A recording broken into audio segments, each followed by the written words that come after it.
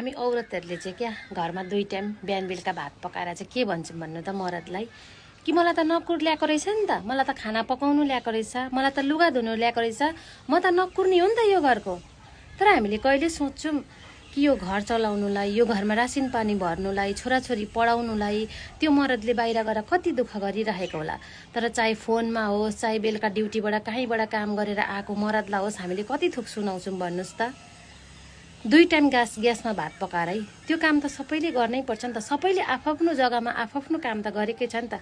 तर हामी के गर्छौँ, हामी सुनाउँछौँ कि हामी नारीले चाहिँ के गर्छौँ भने किचकिच गर्छौँ होइन, सुनाउँछौँ मलाई त भात पकाउनु ल्याएको रहेछ, म त नकुर्ने ल्याएको रहेछु भनेर सुनाउँछौँ। तर त्यो मरदले कहिले पनि सुनाउँदैन कि म तिमीहरूको लागि है, तिमीहरूलाई पाल्नको लागि बाहिर गएर कति कति वर्षसम्म बस्छु, घरको खाना खानु पाउँदिनँ, भनेको बेला सुत्नु पाउँदिनँ भनेर कुनै दिन त्यो मरदले शिकायत गर्छ?